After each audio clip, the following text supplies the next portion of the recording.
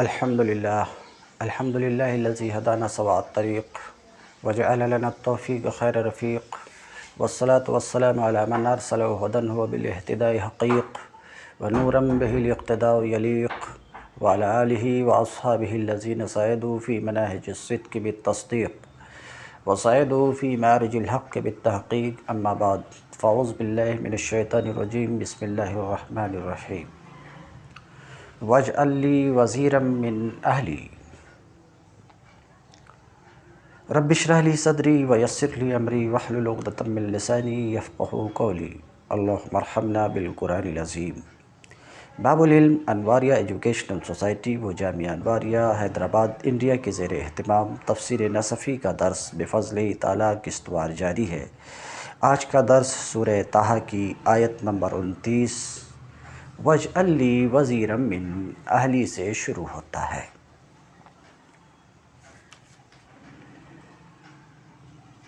حضرت موسیٰ اپنے رب سے چند باتوں کی دعا کرتے ہیں. کچھ باتیں گزر چکی، انہی میں سے ایک یہ کہ وَاجْعَلْ لِي وَزِيرًا مِّنْ أَهْلِي، اے میرے پروردگار. یہ ترجمہ نہیں کسی لفظ کا. اور اے میرے پروردگار، میرے لیے میرے اپنے کنبہ سے من اہلی، لی من اہلی، میرے لیے میرے اپنے کنبہ سے ایک وزیر مقرر کر دے. وجعل مقرر کر دے، لی میرے لیے، وزیراً ایک وزیر، من اہلی میرے کنبہ سے، اور میرے لیے میرے اپنے کنبہ سے ایک وزیر مقرر کرتے. ہارون اخی، ہارون جو میرا بھائی ہے. بائبل کی روایت کے مطابق حضرت ہارون حضرت موسیٰ سے 3 برس بڑے تھے. اخشدد بہی ازری، اس کے ذریعے سے میرا ہاتھ مضبوط کر، واشرکہ فی امری، مضبوط کر اور اس کو میرے کام میں شریک کر دے، اور اس کو میرے کام میں شریک کر دے. کئی نسبحک کثیرا، تاکہ ہم خوب تیری پاکی بیان کریں. ونذکرک کثیرا، اور خوب تیرا چرچا کریں. انک کنت بنا بصیرا، تو ہمیشہ ہمارے حال پر نگراں رہا ہے. یہ تو ترجمہ تھا. اب تفسیر کو دیکھتے ہیں. وَاجْعَلْ لِي وَزِيرًا، مفسر کہتے ہیں ظہیرا. وزیر کی تفسیر ظہیر سے کر رہے ہیں. ظہیر مددگار، پشت پناہ. اعتمد علیہ، اور میرے لیے ایک وزیر بنا. وزیر یعنی ظہیر، مددگار، پشت پناہ، جس پر میں بھروسہ کروں. وزیر کا معنی بیان کر رہے ہیں. یہ معنی کس طور پر کہتے ہیں؟ من الوزر، یہ وزیر صفت کا صیغہ ہے، صیغہ صفت ہے. اب یہ یا تو ماخوذ ہے وزر سے. وزر ثقل کو کہتے ہیں، بھاری بوجھ. تو وزیر بوجھ والا نہیں، بوجھ کو اٹھانے والا. بوجھ کو اٹھانے والا. تو وزیر کو وزیر کیوں کر کہا جاتا؟ اس لیے کہ بادشاہ کے بوجھ کو وہ اٹھاتا ہے. نظر کیجیے. وزیرہ ای ظہیر اعتمد علیہ، یہ ماخوذ ہے وزر سے. وزر جس کے معنی ثقل، بھاری بوجھ کے ہیں. لِأَنَّهُ يَحْتَمِلُ عَنِ الْمَلِكِ أَوْزَارَهُ، وزیر کو وزیر اس لیے کہا جاتا کہ وہ بادشاہ کے بوجھ کو اٹھاتا ہے. معونت اس کے معنی بھی بوجھ ہی ہے. بادشاہ کے بوجھوں کو اٹھاتا ہے، اس لیے وزیر کو وزیر کہا جاتا. تو یہ وزیر یا تو وزر سے مشتق ہے یا وزر سے. وزر سے بھی مشتق ہو سکتا. وزر سے اگر مشتق ہے تو وزیر کے معنی ملجا کے ہے.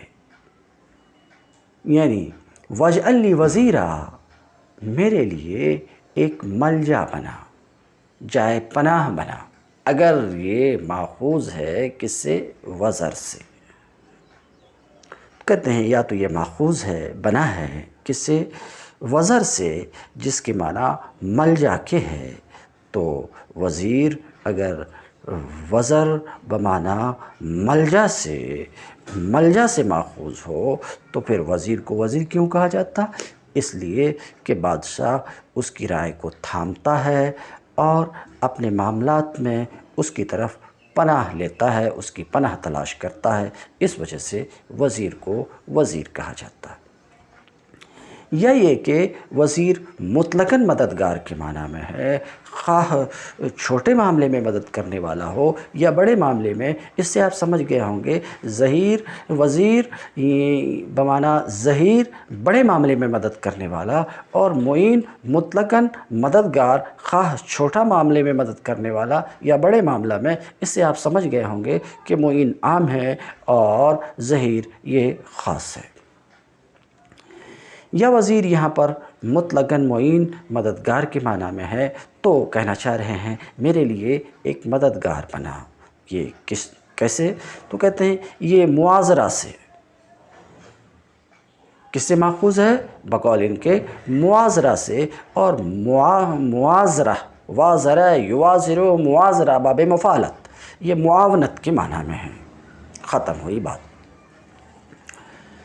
تو وزیر کا معنی مفسر نے بیان کیا کہ میرے لیے ایک وزیر بنا۔ تو وزیر یا تو وزر سے ماخوذ ہے، تو اس وزر کے معنی بوجھ کے ہے، یا یہ کہ وزر سے ماخوذ ہے یا موازرہ سے ماخوذ ہے، ایسا مفسر کہہ رہے ہیں۔ فوزیراً مفعول اول لِاجْعَل والثانی من اہلی۔ مفسر اپنی اس عبارت سے، کون سی عبارت سے؟ فوزیراً مفعول اول لِاجْعَل، اپنی اس عبارت سے اعراب بیان کرنا چاہ رہے ہیں۔ وزیراً من اہلی اس کا، اور لی وزیراً من اہلی اس کا، اور لی وزیراً من اہلی ہارون اخی، اس پورے کا اعراب بیان کرنا چاہ رہے ہیں۔ تو کیا کہتے ہیں؟ فوزیراً مفعول اول لِاجْعَل والثانی من اہلی۔ تو یہاں پر اعراب میں چند صورتوں کو مصنف ذکر کیے ہیں۔ نمبر 1 کیا کہتے ہیں؟ وزیراً یہ اجعل کا پہلا مفعول ہے، یعنی وجعل وزیراً من اہلی، تو من اہلی یہ دوسرا مفعول، اے اجعل وزیراً کائناً من اہلی، تو وزیر پہلا مفعول اور من اہلی دوسرا مفعول۔ تو کیا کہتے ہیں؟ وزیراً مفعول اول لِاجْعَل، وزیراً اجعل کا پہلا مفعول ہے، والثانی من اہلی، مفعول اول والثانی، اور دوسرا مفعول من اہلی ہے۔ تو کیا کہہ رہے ہیں کہ وزیراً اجعل کے دو مفعول میں سے پہلا مفعول ہے، اور من اہلی اجعل کا دوسرا مفعول ہے۔ مگر اس پر اعتراض یہ ہے کہ باب نواسخ میں مفعولین کی شرط یہ ہے کہ ان مفعولین سے دونوں مفعولوں سے جملہ اسمیہ کا بننا صحیح ہو، یعنی دونوں مفعول کے لیے شرط یہ ہے کہ وہ جملہ اسمیہ بن سکے۔ مگر یہاں وزیراً من اہلی جملہ اسمیہ نہیں بن سکتا۔ کیوں؟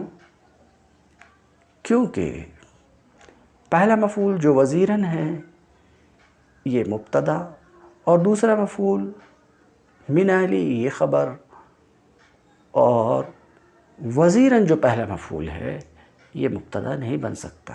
کیوں؟ کیونکہ نکرہ ہے. یہ ہے اعتراض. تو اگر وزیراً کو مبتدا اور من اہلی کو خبر بنایا جائے تو درست نہیں ہے. کیوں؟ کیونکہ نکرہ ہے، اور نکرہ کا مبتدا بنانا درست نہیں. اس کا جواب یہ دیا گیا کہ یہ جملہ وَاجْعَلْ لِي وَزِيرًا مِّنْ أَهْلِي یہ جملہ دعائیہ ہے، اور جملہ دعائیہ میں نکرہ کو مبتدا بنایا جا سکتا. نحویوں نے اس کی تصریح کی ہے. اسی طریقے سے جب نکرہ کو مبتدا بنایا جا سکتا تو نواسخ کے دخول کے بعد بھی بنایا جا سکتا ہے. ختم ہوئی بات. تو ابھی تک کیا بولے انہوں کہ وزیراً مفعول اول ہے اجعل کا، اور من اہلی دوسرا مفعول ہے، مگر وزیراً سے پہلے جو لی ہے وہ کیا ہے؟ یہ بھی ایک سوال ہے. کہتے ہیں لی یہ جار مجرور ظرف، یہ ظرف متعلق ہے کس سے؟ یہ اس ظرف کا کس سے تعلق ہے؟ اجعل سے، اور یہ بات بالکل صاف ہے. تو لی ظرف ہے اور یہ ظرف اجعل سے متعلق ہے، اور پہلا مفعول وزیرہ ہے اور دوسرا مفعول من اہلی ہے. یہ تو پہلا اعراب رہا. کس میں؟ وزیرم من اہلی کا. دوسرا اعراب یہ ذکر کرتے ہیں کہ لی اور وزیرہ، یعنی وَاجْعَلْ لِي وزیرہ، لی اور وزیرہ یہ اجعل کے دو مفعول ہیں. اجعل کے دو مفعول ہیں، وزیرہ مفعول اول اور لی مفعول دوم. کہتے ہیں لی وزیرہ یہ اجعل کے دو مفعول ہیں. لی دوسرا مفعول ہے اور وزیرہ اجعل کا پہلا مفعول ہے. اس لیے کہ یہ جملہ ناسخ کے داخل ہونے سے پہلے لی وزیر ہے اور لی خبر ہے اور وزیر مبتدا ہے، اور یہ بات بالکل واضح ہے، بچہ کو بھی معلوم ہے. فی الدار رجل. والمبتدا هو المفعول الاول، اور مبتدا ہی پہلا مفعول ہوا کرتا ہے، اور خبر دوسرا مفعول ہوتی ہے، جیسے علمت زیدن فاضلاً میں یا علمت فاضلاً زید. تو ایک دوسری صورت یہ کہ لی وزیرہ یہ اجعل کے دو مفعول، لی مفعول دوم اور وزیرہ مفعول اول. کیوں؟ کیونکہ اجعل کے دخول سے پہلے لی وزیرن میں وزیر مبتدا ہے اور لی خبر ہے، اور مبتدا ہی پہلا مفعول ہو سکے گا. اس لیے وزیر پہلا مفعول اور لی دوسرا مفعول. پھر من اہلی کا کیا بنے گا اس صورت میں جبکہ یہ دونوں اجعل کے دو مفعول ہوں گے؟ تو ایسی صورت میں اگر ایسا کریں، کیسا کریں کہ لی وزیرہ کو اجعل کے دو مفعول قرار دیں، وزیرہ کو پہلا مفعول اور لی کو دوسرا مفعول، تو پھر اس صورت میں من اہلی وزیرہ کی صفت ہے. من اہلی وزیرہ کی صفت ہے. وزیراً کائناً من اہلی، بنا میرے لیے ایک وزیر جو میرے اپنے کنبے سے ہو. کائناً من اہلی. یہ تو آپ نے سماعت فرمایا. دونوں اعراب کی تقدیر پر دو اعراب آپ نے دیکھا. پہلا اعراب یہ کہ وزیر مفعول اول من اہلی مفعول دوم، یہ پہلا اعراب تھا. دوسرا اعراب یہ کہ لی مفعول دوم وزیراً مفعول اول اور من اہلی وزیر کی صفت. دونوں اعراب کے بنا پہ ہارون وزیر سے عطف بیان ہے. عطف بیان کی تعریف آپ کو معلوم ہے، ایسا تابع ہے جو اپنے مطبوع کو واضح کرے. تیسری صورت جو مصنف یہاں پر ذکر کیے، لیکن وہ تیسری صورت سے پہلے دوسری صورت میں کہتے ہیں اولی وزیرہ، یا لی وزیرہ یہ اجعل کے دو مفعول ہیں، اور من اہلی وزیر کی صفت ہے۔ اور ہارون کی جہاں تک بات ہے تو یہ عطف بیان ہے وزیرہ کا۔ اور اخی یہ بدل ہے، یہ عطف بیان آخر ہے۔ یہ دو اعراب ہو گیا، تیسری صورت کو کہتے ہیں او وزیرہ و ہارون مفعولہ ہو، یہ تیسرا اعراب۔ عبارت کیا ہے؟ وَاجْعَلْ لِي وَزِيرًا مِّنْ أَهْلِي هَارُونَ أَخِي، تو کہتے ہیں دو اعراب آپ سن چکے۔ تیسرا اعراب یہ کہ مفعولہ ہو وزیراً اور ہارون، وزیراً اور ہارون یہ اجعل کے دو مفعول کہتے ہیں، یا وزیراً اور ہارون اجعل کے دو مفعول۔ دیکھیے جب ہم اسے جملے اسمیہ بنائیں گے تو کیا کہیں گے؟ ہارون و وزیرن۔ ایسا کیوں کہیں گے؟ تاکہ مبتدا معرفہ ہو اور وہ ہارون ہے، اور اس لیے بھی ایسا ہی ہم جملے اسمیہ بنائیں گے تو ہارون و وزیرن ہی ہمیں بولنا پڑے گا، سمجھ رہے؟ اس لیے بھی تاکہ مبتدا معرفہ ہو، اور اس لیے بھی کہ وزارت اس لائق ہے کہ اس کی خبر دی جائے، اور علم اس لائق ہے کہ وہ مخبران بن سکے۔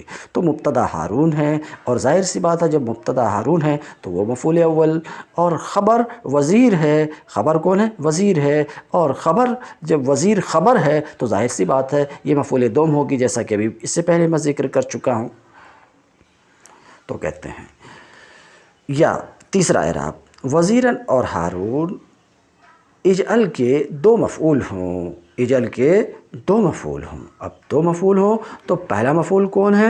پہلا مفعول ہارون ہے، کیونکہ وہی مبتدا بن سکے گا اجعل کے دخول سے پہلے، یعنی ہارون و وزیر، پہلا مفعول ہارون اور دوسرا مفعول وزیر۔ تو اب سوال یہ کہ یہاں پر دوسرے مفعول کی پہلے مفعول پر تقدیم کیوں ہوئی؟ تو کہتے ہیں یہ اعراب بھی ہو سکتا ہے کہ وزیر اور ہارون اجعل کے دو مفعول ہوں، وقدم ثانیہما علی اولاہما، اور دوسرے مفعول کو پہلے مفعول پر مقدم کیا گیا، کیوں؟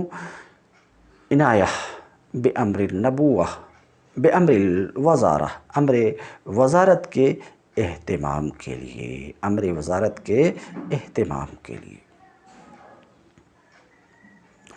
اخشدد بہی ازری، اس سے میرے بازو کو مضبوط فرما، اس سے میری کمر کو مضبوط فرما، اس سے میری پیٹھ کو مضبوط فرما۔ مترجمین نے یہ سب ترجمہ کیا اور یہ سب درست ہے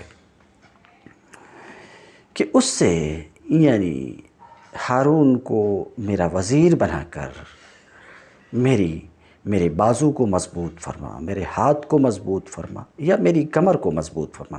قوّی بہی ظہری، اس تفسیر سے اس بات کا افادہ کیا کہ شد کہ مطلب قوت پہنچا، اور ظہر کی تفسیر سے اشارہ کیا کہ ازر پشت پیٹھ کے معنی میں ہے، اس سے میری پیٹھ کو مضبوطی عطا فرما۔ وقیل، ایک معنی تو یہ بیان کیا کہ ازر ظہر پیٹھ کے معنی میں ہے، ایک قول یہ کہ ازر قوت کے معنی میں ہے میری، تو اشدد بہی، اس سے میری قوت مضبوط فرما، واشرکہ فی امری، اور اس کو یعنی ہارون کو میرے کام میں شریک فرما، اے اجعلہ شریکا فی النبوہ والرسالہ، میرے کام میں یعنی کار نبوت میں، اسے کار نبوت اور رسالت میں شریک فرما۔ تو آپ نے دیکھا قرأت کیا تھی؟ اخشدد و اشرک ہو، یہ عام قراء کی، تمام قراء سبعہ کی قرأت ہے، یعنی یہ دعا ہے۔ مگر اشدد اور اشرک یہ قراء سبعہ میں سے ابن عامر شامی کی قرأت ہے جواب کے طور پر، یعنی حکایت نفس ہے، تاکہ میں اپنی کمر یا اپنے بازو کو یا اپنی پیٹھ کو مضبوط کروں، اور اس کو اپنے کام میں شریک کروں، والباقون علی الدعاء، اور باقی قرہ کی قرت جو ہے اخشدد و اشرک ہو، یہ دعا کی بنا پر اور سوال کی بنا پر۔ کہ نسبحک کثیرا ونذکرک کثیرا، تاکہ ہم تیری تسبیح کریں، یعنی نماز پڑھیں اور تیری تسبیح کریں خوب، و نذکرک کثیرا، اور بکثرت تیرا چرچا کریں، نماز میں بھی نماز کے باہر بھی۔ انک کنت بنا بصیرا، یقیناً تو ہمارے حالات کا جاننے والا ہے۔ فاجابہ اللہ تعالیٰ حیث قال، تو اللہ تعالیٰ نے ان کی ان تمام دعاؤں کو قبول فرمایا، اس لیے کہ اللہ رب العزت نے یہ فرمایا، قد اوتیت سؤلک یا موسیٰ، اے موسیٰ تم نے جو مانگا وہ تم کو دیا گیا۔ اے اوتیت مسؤولک، موسیٰ تجھے دیا گیا جو تم نے مانگا۔ سؤل، قد اوتیت سؤلک، سؤلک کہتے ہیں سؤل طلبہ، مطلوب کے معنی میں ہے، تو یہاں سؤل فعل مفعول کے معنی میں، جیسے کہ خبز مخبوز کے معنی میں۔ اور ابو عمرو کی قرات میں سؤل ہے حمزہ کے بغیر، حمزہ کے بغیر۔ تم الدرس اليوم، وآخر دعوانا ان الحمد للہ رب العالمین۔